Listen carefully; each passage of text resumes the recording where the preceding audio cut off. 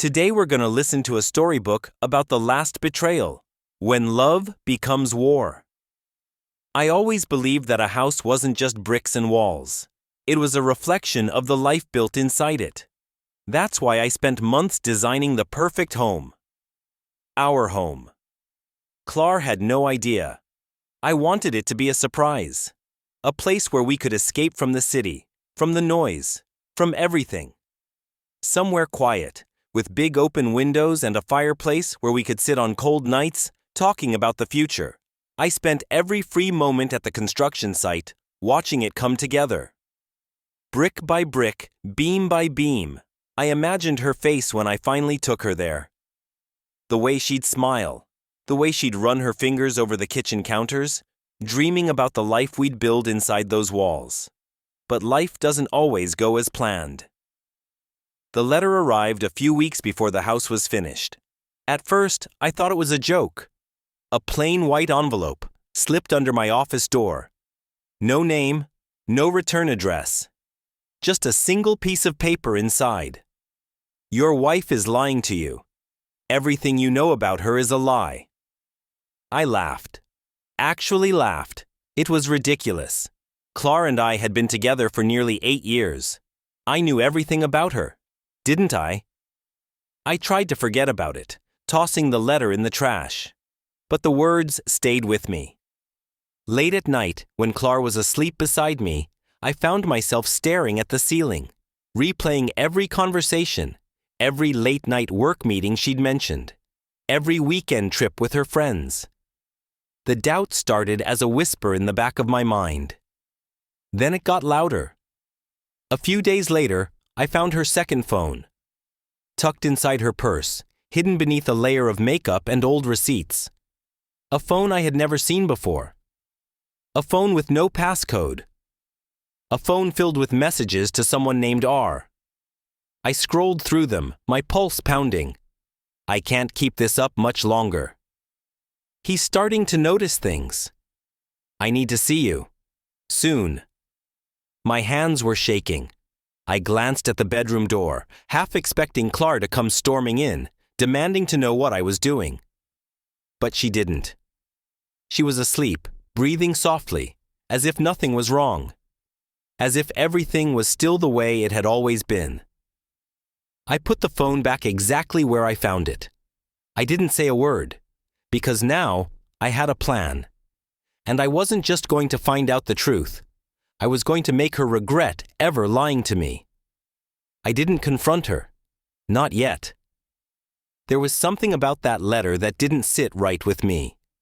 If someone wanted to expose Klar, why not just tell me everything? Why the cryptic message? Why now? I needed more. More than just suspicion. More than a few text messages that could be misinterpreted. I needed proof. So I did what any architect would do. I built a plan. The first thing I did was install hidden cameras around the apartment. Small, discreet, the kind used in high-end security systems. I placed one in the living room, one in the kitchen, and one in the hallway leading to the bedroom. Not inside the bedroom. I wasn't ready to see that. At first, nothing happened. Klar moved through her days like she always had. Morning coffee, phone calls with friends, scrolling through her tablet on the couch. I started to think I was overreacting. Then, on the 4th night, I caught her. She was on the couch, laughing at something on her phone. Not just laughing, glowing. The kind of smile I hadn't seen in a long time. And then, she texted someone. I watched her fingers fly across the screen. And then I heard the sound of a message being sent. I checked the footage later, paused, rewound, zoomed in. The message read, "Same place.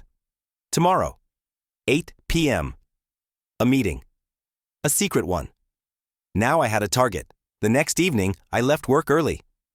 Klar thought I was out with some colleagues for drinks. Instead, I followed her.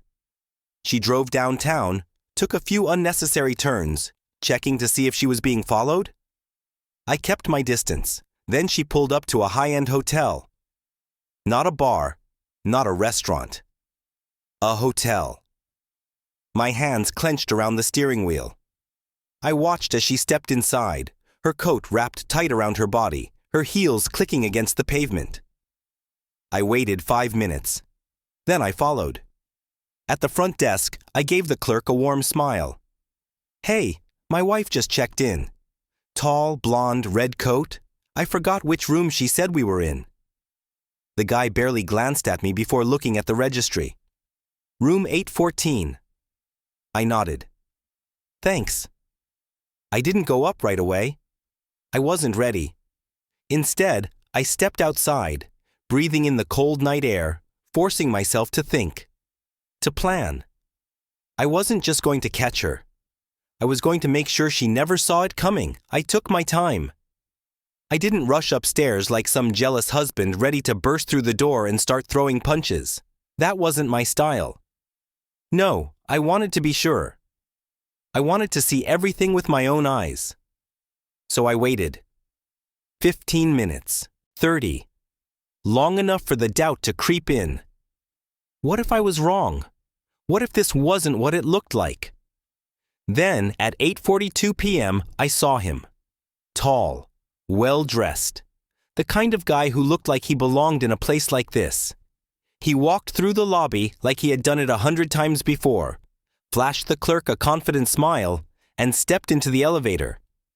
I already knew where he was going. Room 814. I clenched my jaw and let out a slow breath. That was it. That was all I needed. But I wasn't done yet. I followed him up, staying 2 floors below. Took the stairs the rest of the way. Stood outside the door, listening. Laughter. Her laughter. It felt like a punch to the stomach. I had heard that laugh before, when we were first dating, when she used to look at me like I was the only man in the world. Now she was giving it to someone else. I swallowed the rage. Rage was easy. Rage was loud, messy, reckless. I needed to be patient, so I did something that felt insane, even to me. I knocked. Silence. A pause. Then a cautious voice. "Who is it?" I smiled. "Room service." A beat. Then footsteps. The door cracked open just a bit, just enough for me to see him. And for him to see me. The blood drained from his face. "Hey there," I said, calm as ever. "Mind if I come in?" His eyes flickered to the side. Thinking about slamming the door. Running. He didn't get the chance. I shoved my foot in the gap and pushed forward, stepping inside before he could react. And that's when I saw her. Klar, standing in nothing but a hotel robe, frozen in place. Like she had just seen a ghost. I turned to him. "Sit down." He didn't move. Big mistake. I grabbed the back of his collar and yanked him toward the couch, shoving him down. Then I looked at Klar. "Go ahead," I said. "Explain." Her mouth opened, but no words came out. I shook my head, pulling my phone from my pocket. "I think I'll just do the talking instead." Then I hit play. I had been recording the whole night. The moment she walked into the hotel. The texts. The laughter. Every second of their little game. And now, she was trapped. Her eyes darted between me and the phone screen, her hands shaking. "Evan, please." "Save it." I looked at R. "Let's talk about you, buddy. Who the hell are you?" He swallowed hard. I didn't know she was married." I smirked. "Sure you didn't?" Then I leaned down, my voice dropping to a whisper. "You're going to do exactly what I say, or I'll make sure your entire life burns down around you." He nodded. Fast.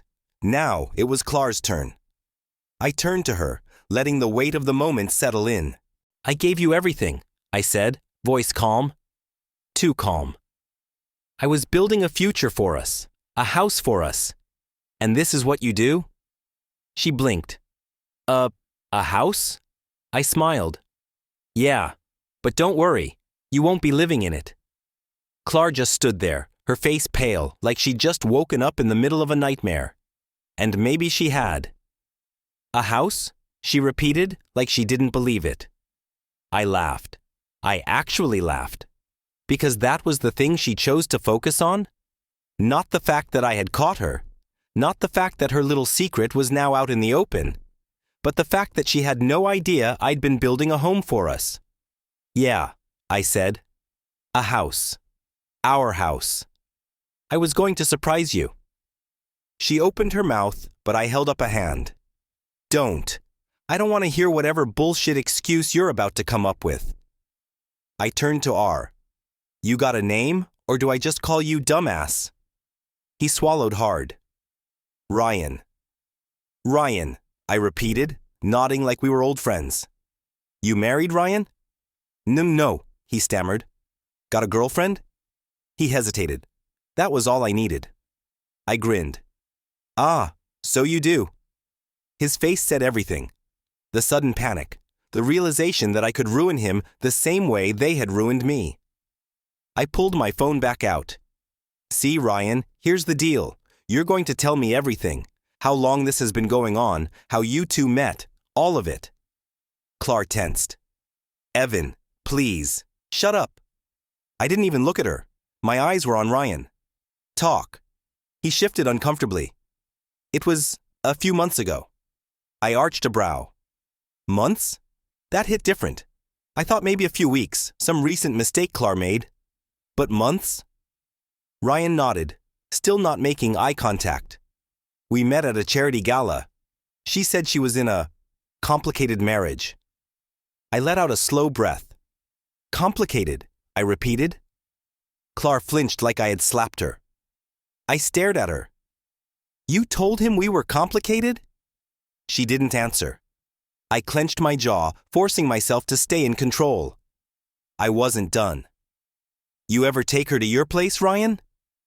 He shook his head fast. No, never. She always insisted on hotels. I smirked. Of course she did, Klar finally snapped. Evan, stop it, she shouted, stepping forward. You can't just interrogate him like this. I turned to her slowly. I can do whatever the hell I want, Klar.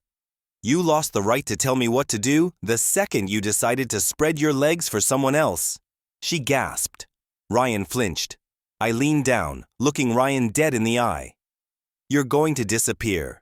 You're going to forget my wife's name, her number, and whatever pathetic fantasy you had about running off together.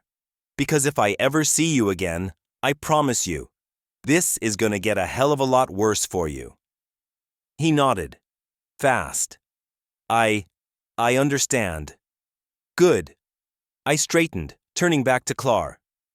I'm filing for divorce first thing in the morning, I said. And just so we're clear, you're getting nothing. Her eyes widened. Evan, wait. I was already walking out the door. And for the first time in a long time, I felt free. I walked out of that hotel without looking back. Klar didn't chase me. Ryan didn't say a word. The silence behind me was deafening, and I liked it that way. But I wasn't done. Not yet. She had taken months to destroy what we had.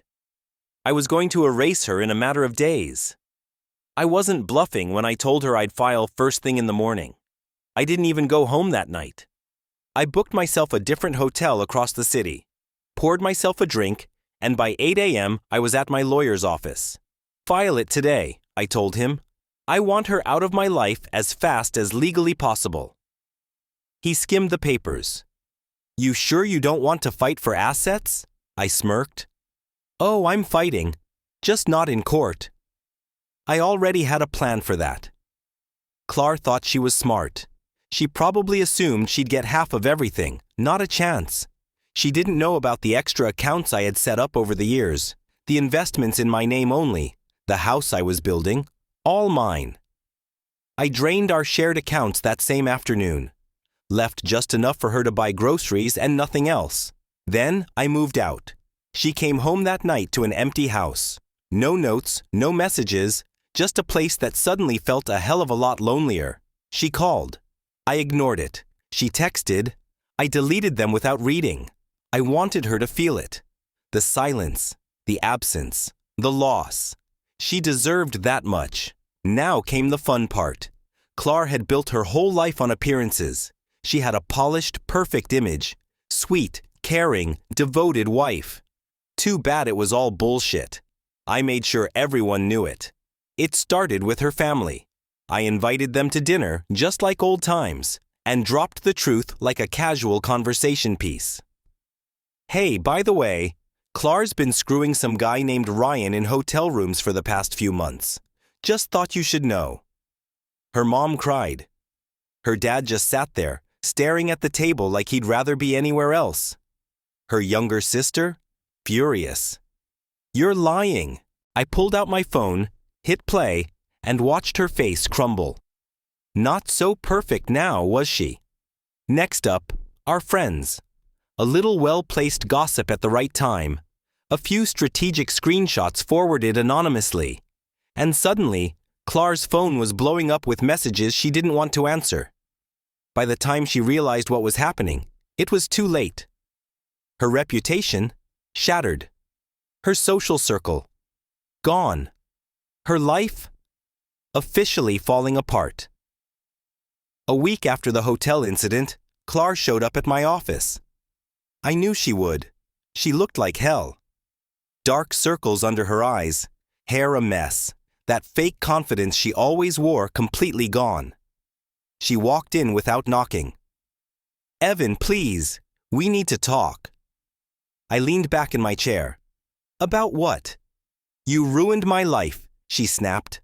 I laughed, actually laughed. No, Klar, you ruined your life. I just sped up the process. She clenched her jaw, tears welling in her eyes. I made a mistake. I tilted my head. Which one? The cheating? The lying? Or assuming I'd be too stupid to find out? Silence.